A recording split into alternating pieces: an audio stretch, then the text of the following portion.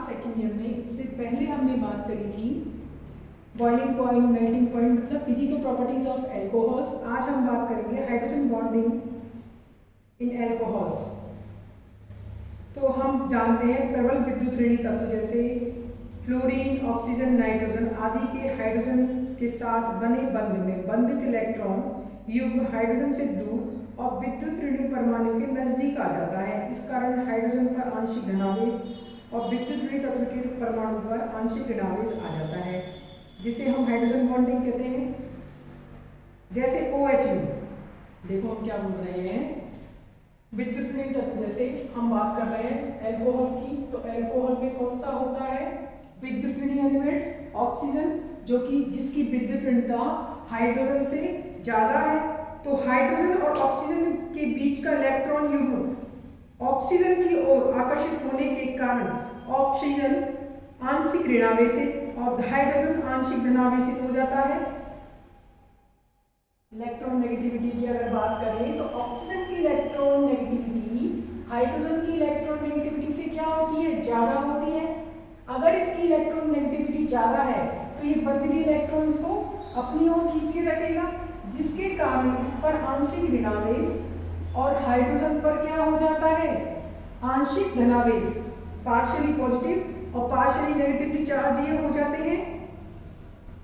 अब एल्कीनॉल में एक अणु के OH समूह का आंशिक धनावेशित हाइड्रोजन परमाणु दूसरे अणु के OH समूह के आंशिक ऋणावेशित ऑक्सीजन परमाणु को अपनी ओर आकर्षित करता है तथा स्वयं उसके द्वारा आकर्षित होता है। इस प्रकार उनके मध्य एक स्थिर वैद्युत आकर्षण बल स्थापित हो जाता है।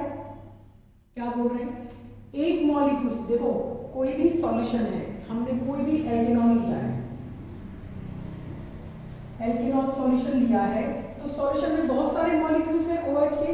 तो OH के हम क्या बता रहे हैं, एक हो गया पार्शियली नेगेटिवली चार्ज और एक हो गया पार्शियली पॉजिटिवली चार्ज। तो इसमें क्या होता है, एक मॉलिक्यूल की तो ऑक्सीजन पे नेगेटिव और दूसरे के हाइड्रोजन पे क्या हो रहा है, पॉजिटिव चार्ज। तो सारे मॉलिक्यूल्स पार्शियली पॉजिटिवली चार्ज और नेगेटिवली चार्ज अणुओं से आपस में जुड़ जाते हैं। उनके मध्य क्या होता है, एक अस्थिर वैद्युत आकर्षण बल स्थापित हो जाता है और जिससे दो या दो से अधिक अणु आपस में जुड़कर एक समूहित अणु बना लेते हैं। इन अणुओं का जुड़ना आणविक समूहन कहलाता है। इन अणुओं का जुड़ना आणविक समूहन कहलाता है। जैसे हम बात कर रहे हैं, जैसे बहुत सारे मॉलिक्यूल्स हैं, ये रहा एक मॉलिक्यूल, दूसरे मॉलिक्यूल के ये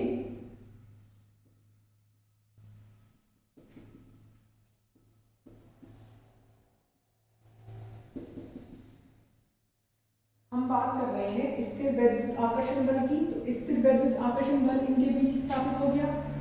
एक मॉलिक्यूल का आंशिक धनावेशित परमाणु और दूसरे मॉलिक्यूल का आंशिक ऋणावेशित परमाणु आपस में जुड़ जाते हैं और इन्हीं को हम क्या बोलते हैं, आणविक समूहन या मॉलिक्यूलर एसोसिएशन। इन सबको हम क्या बोल रहे हैं, मॉलिक्यूलर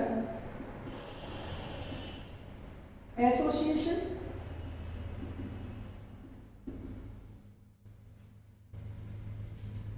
और जो ये डॉट डॉट लाइन है, ये जो डॉट डॉट लाइन है, इनको अपन क्या बोलते हैं, हाइड्रोजन बॉन्ड। इन डॉट्स लाइन को अपन क्या बोलते हैं, हाइड्रोजन बॉन्ड।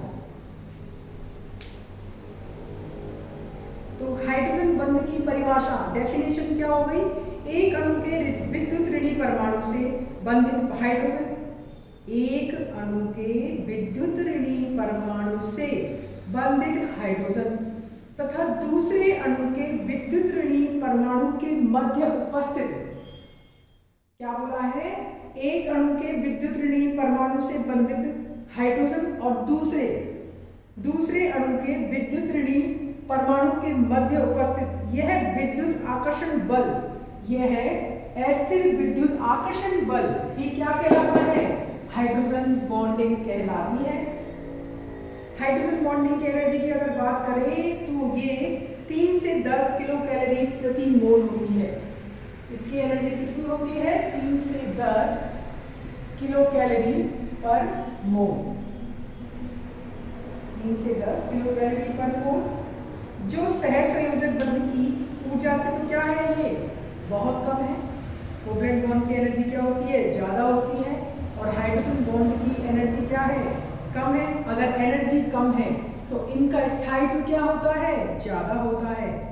और हम जानते हैं हाइड्रोजन बॉन्ड, जो हाइड्रोजन बॉन्डिंग होती है ये are of two type. Hydrogen bonding दो प्रकार की होती है। पहली होती है इंट्रामॉलिक्यूलर हाइड्रोजन बॉन्डिंग,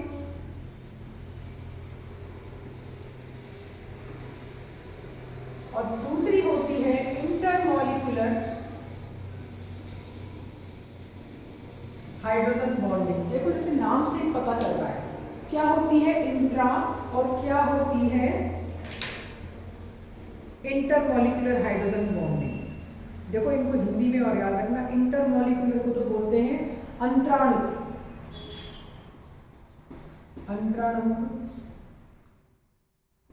अंतराणु हाइड्रोजन बंधु, और इसको बोलते हैं अंतः अणु। अब अगर हिंदी में याद रखो तो इंग्लिश में याद मत रखना, इंग्लिश में याद रखो तो हिंदी में याद मत रखना, इनमें कंफ्यूजन होता है बच्चों को। इंटरमॉलिक्यूलर और इंट्रामॉलिक्यूलर, तो देखो इंट्रामॉलिक्यूलर की अगर बात करें, किसकी बात करें, इंट्रामॉलिक्यूलर, तो इंट्रामॉलिक्यूलर जो हाइड्रोजन बॉन्डिंग होती है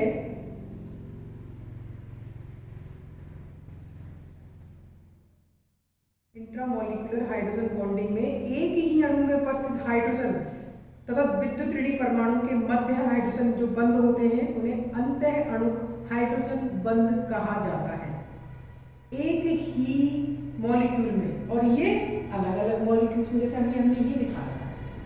इस प्रकार की जो ये हाइड्रोजन बॉन्डिंग है अंतराणु है, मतलब इंटरमॉलिक्यूलर है, जो अलग अलग के बीच है। अगर एक ही मॉलिक्यूल्स में विद्युत ऋणी परमाणु, लेस विद्युत ऋणी परमाणु का हाइड्रोजन के साथ बॉन्डिंग बनाता है तो उसे हम इंट्रामॉलिक्यूलर हाइड्रोजन बॉन्डिंग कहते हैं। जैसे अगर बात करें ऑर्थोक्लोरोफिनॉल की, हमने सबसे पहले बात करी है इंट्रामॉलिक्यूलर हाइड्रोजन बॉन्डिंग की।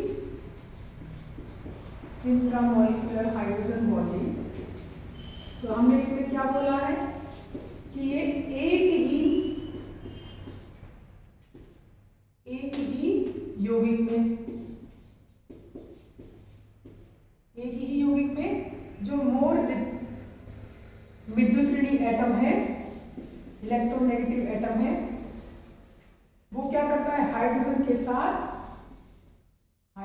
साथ बंध बनाता है। जैसे हमने बात करी है ऑर्थोक्लोरोफिनॉल की,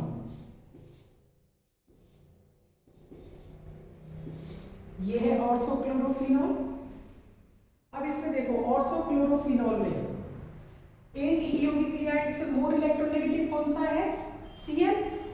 एक ही यौगिक में मोर इलेक्ट्रोनेगेटिव एटम कौन सा है, Cl, और यहाँ क्या है, हाइड्रोजन। तो ये Cl तथा हाइड्रोजन के बीच क्या होती है, हाइड्रोजन बॉन्डिंग, और इसको बोलते हैं अपन इंट्रामॉलिक्यूलर हाइड्रोजन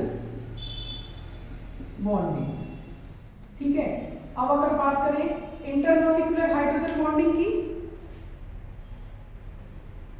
अब अगर हम बात करें इंटरमॉलिक्यूलर हाइड्रोजन बॉन्डिंग की, तो इंटरमॉलिक्यूलर हाइड्रोजन बॉन्डिंग जो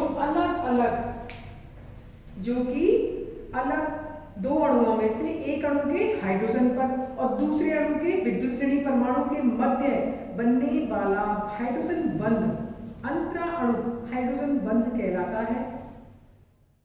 जैसे वाटर में H2O, बिल्कुल। जैसे ROH में, देखो ये जो एग्जाम्पल है तो इसको लिख सकते हो, ये किसमें है, intermolecular hydrogen bonding. Intermolecular hydrogen बंध किसे कहते हैं, जब दो अणु, ये दो हो गए यौगिक, दो यौगिकों में जो मोर इलेक्ट्रॉन नेगेटिव एटम है वो हाइड्रोजन के साथ जो बंध बनाता है, जो हाइड्रोजन बंध बनाता है, उसे हम इंटरमॉलिक्यूलर हाइड्रोजन बॉन्डिंग कहा जाता है। अब हम बात करें करेंगे इन हाइड्रोजन बॉन्डिंग से आखिर क्या प्रभाव पड़ते हैं, इफेक्ट ऑफ हाइड्रोजन बॉन्डिंग। अब हम पढ़ेंगे इफेक्ट ऑफ हाइड्रोजन बॉन्डिंग, मतलब इन हाइड्रोजन बंधों के कारण यौगिक के ऊपर क्या क्या प्रभाव पड़ते हैं।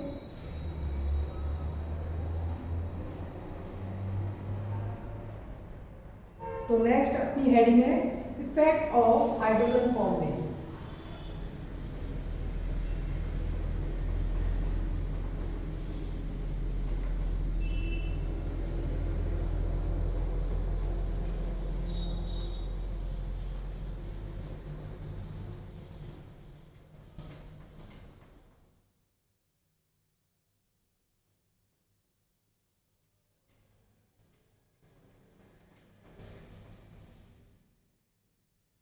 नेक्स्ट हेडिंग है अपनी इफेक्ट ऑफ हाइड्रोजन बॉन्डिंग।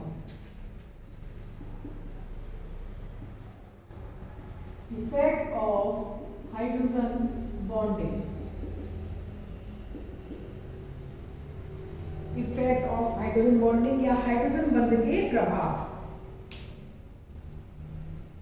तो देखो, जो इंटरमॉलिक्यूलर हाइड्रोजन बॉन्डिंग हो रही थी उसमें बहुत सारे अणुओं का एक साथ क्या हो जाता है, सम्मिलन हो जाता है, जिससे उनके मध्य आकर्षण क्या होता है, बढ़ता है।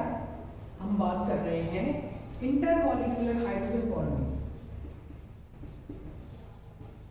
अंतरा अणु,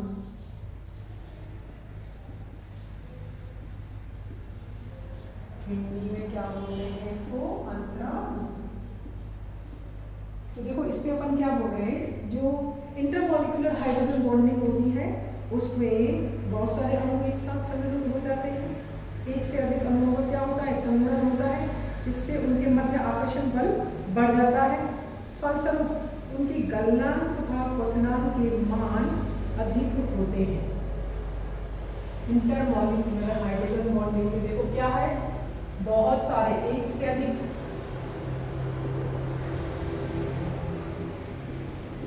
मॉलिक्यूल्स आपस में जुड़ जाते हैं।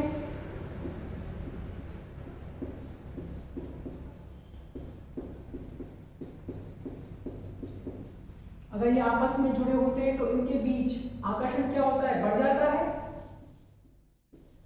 अट्रैक्शन अगर बढ़ रहा है इन दोनों के इंटरमॉलिक्यूलर हाइड्रोजन बॉन्डिंग के कारण, तो अब देखो इन बंधों को तोड़ने के लिए हमें एनर्जी क्या है, बहुत ज्यादा देनी पड़ेगी। देखो जैसे ये दो है, ये दो मार्कर हैं, बहुत सारे मॉलिक्यूल्स आपस में जुड़ रहे हैं, ये जुड़ते जा रहे हैं,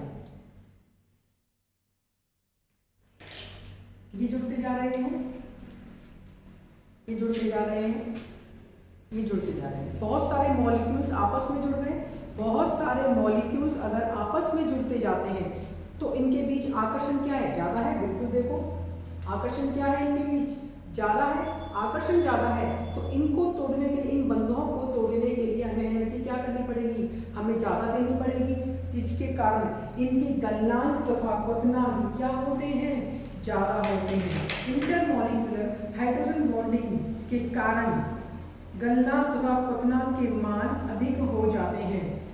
boiling point and melting point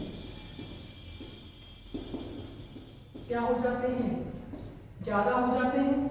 boiling point and melting point क्या हो जाते हैं, ज्यादा।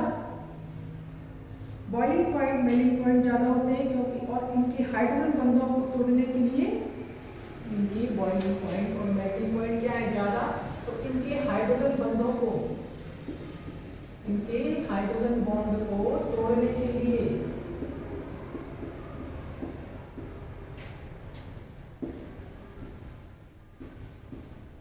एनर्जी क्या देनी पड़ती है, ज्यादा देनी पड़ती है, अतिरिक्त ऊर्जा की आवश्यकता होती है। एल्केनॉल के अणुओं में भी अंतराणु हाइड्रोजन बंधों के कारण आणविक सम्मिलन हो जाता है, जिसके फलस्वरूप इनके क्वथनांक समान अणुभार वाले यौगिक जैसे एल्किल, हैलाइड, एल्केन्स, ईथर आदि से अधिक हो जाते हैं। हम क्या बात कर रहे हैं, एल्केनॉल्स। एल्केनॉल्स में कौन से प्रकार की हाइड्रोजन बॉन्डिंग हो गई, intermolecular hydrogen bonding. Intermolecular hydrogen bonding होने के कारण इनके boiling point and melting point, intermolecular hydrogen bonding होने के कारण इनके बॉइलिंग पॉइंट तथा मेल्टिंग पॉइंट समान अनुभार वाले, समान मॉलिक्यूलर वेट वाले एल्केन, एल्किल हैलाइड तथा ईथर से अधिक होते हैं। अगर हम बात करें, इसे क्वेश्चन लिखें कि alkane, alkyl halide, alkane, alkyl halide, ether and alkanols में, एल्केनॉल्स में melting point and boiling point maximum किसका होता है और क्यों? किसका होता है और क्यों? तो देखो, अगर आंसर की बात करें, ऊपर आंसर बना है, आंसर की अगर बात करें तो सबसे ज्यादा boiling point and melting point किसके होते हैं? एल्केनॉल्स के होते हैं। एल्केनॉल्स के हमने पहले पढ़ा था ना, ROH, ROH, ROH, उनमें क्या थी? Intermolecular hydrogen bonding. तो एल्केनॉल्स में क्या पाई जाती है? Intermolecular hydrogen bonding.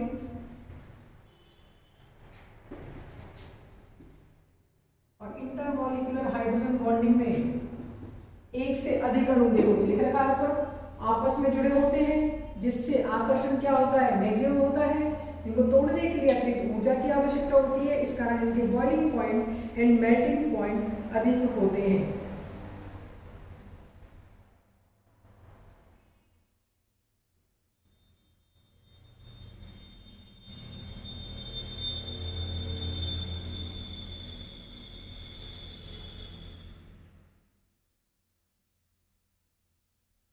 नेक्स्ट अगर हम बात करें हाइड्रोजन बॉन्डिंग के प्रभाव की, तो ऐसे अणु जो जल के अणुओं के साथ हाइड्रोजन बंध बनाते हैं, ऐसे अणु, नेक्स्ट पॉइंट है अपना,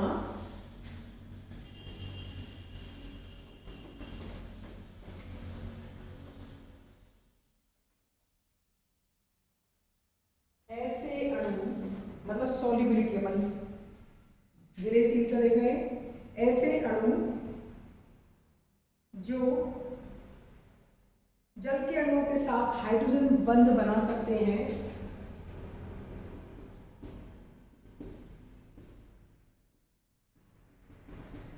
हमने क्या बोला है? ऐसे अणु जो जल के अणुओं के साथ हाइड्रोजन बॉन्डिंग बनाते हैं, वो जल में विलय हो जाते हैं।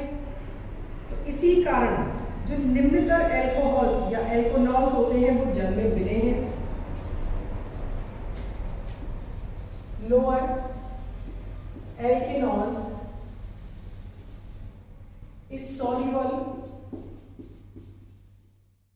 In water.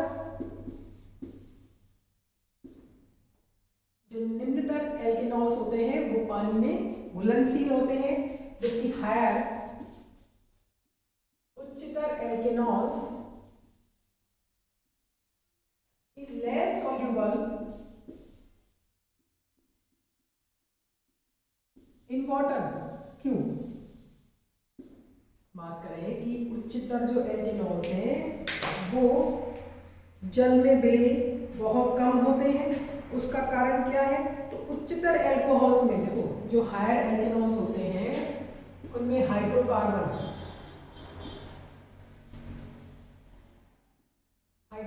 पार्ट होता है, वो बढ़ता जाता है, बिल्कुल बढ़ता है। हाइड्रोकार्बन पार्ट बढ़ता जाता है। जैसे अगर बात करें अपन, एक है CH3OH और एक है CH3CH2CH2OH। तो इन दोनों में अगर बात करें जल में कौन सा ज्यादा विलेयशील है, तो ऑब्वियसली हम किसको बोलेंगे? मेथेनॉल को। जल में विलेयता अगर देखी जाए, जल में विलेयता किसकी ज्यादा होगी? मेथेनॉल की। उसका कारण क्या है? इसमें हाइड्रोकार्बन पार्ट बड़ा होने के कारण, हाइड्रोकार्बन पार्ट बड़ा होता है तो स्टेरिक हिंड्रेंस होती है, त्रिविम बाधा होती है, तो जल के अणुओं के साथ हाइड्रोजन बंध बनाने की सामर्थ्यता क्या हो जाती है? कम हो जाती है। जल के अणुओं के साथ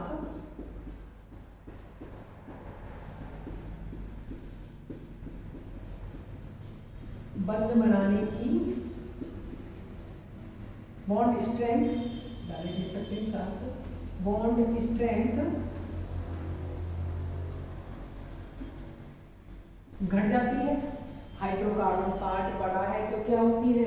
उसको स्टेरिक हिंड्रेंस, त्रिविम बाधा महसूस होती है, जिसके कारण जल के अणुओं के साथ बंध सामर्थ्यता घट जाती है और जिससे विलयशीलता, जिसके कारण सॉल्युबिलिटी इन वाटर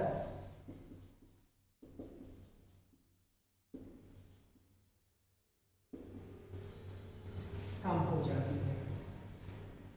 ये तो हमने किसके बारे में बात करी है? हाइड्रोजन बॉन्डिंग की। जल में विलयशीलता का क्या प्रभाव होता है? अगर बात करें अंतःअणु हाइड्रोजन बॉन्डिंग की, इंट्रामॉलिक्यूलर हाइड्रोजन बॉन्डिंग से बनने वाला या वलय बनने का कीलेशन की स्थिति हो जाती है और कीलेशन से द्रव्यमान अर्थात बॉइलिंग पॉइंट में क्या आ जाती है? कमी हो जाती है।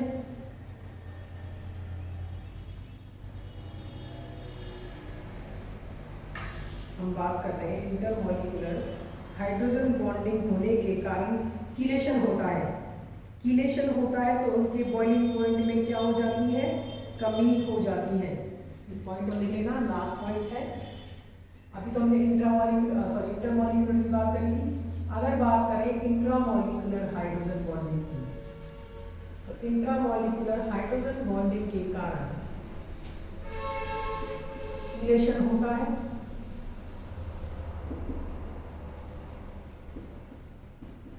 जिसके कारण बॉइलिंग पॉइंट घट जाता है। जैसे ऑर्थोनाइट्रोफिनॉल की अगर बात करें तो ऑर्थोनाइट्रोफिनॉल में एग्जाम्पल ले सकते हैं अपन। ऑर्थोनाइट्रोफिनॉल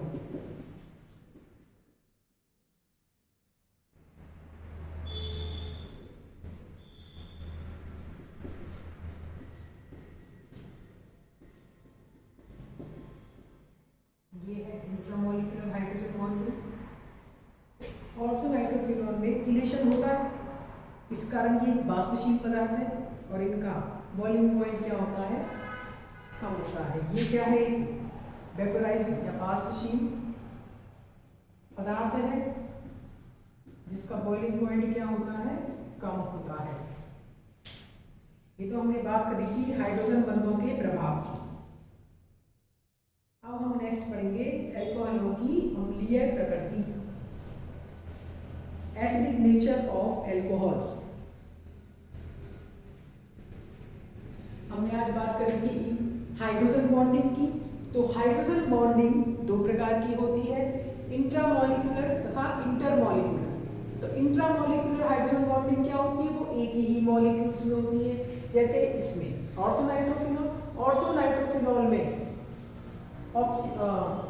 सबसे अधिक विद्युत ऋणात्मक तत्व हाइड्रोजन के साथ क्या बनाता है? हाइड्रोजन बॉन्डिंग बनाता है। दूसरी होती है इंटरमॉलिक्यूलर हाइड्रोजन बॉन्ड।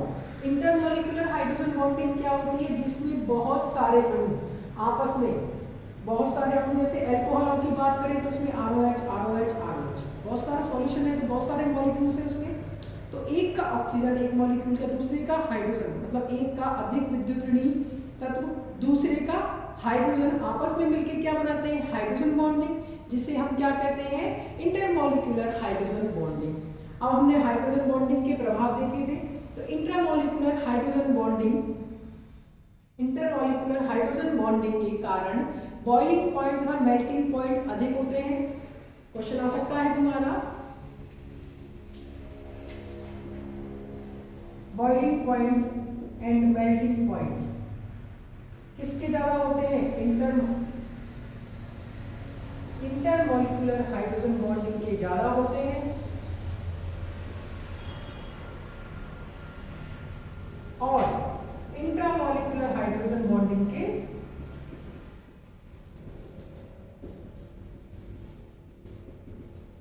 होते हैं। उसका कारण क्या है? इंटरमॉलिक्यूलर हाइड्रोजन बॉन्डिंग में बहुत सारे एक से अधिक मॉलिक्यूल्स आपस में एक से अधिक यौगिक आपस में जुड़कर पास पास आ जाते हैं, जिससे आकर्षण क्या होता है? बहुत अधिक हो जाता है। आकर्षण अधिक होने के कारण इनको तोड़ने के लिए अतिरिक्त ऊर्जा की आवश्यकता होती है और उस अतिरिक्त ऊर्जा के कारण इनके बॉइलिंग पॉइंट एवं melting point intramolecular hydrogen bonding से ज्यादा होते हैं।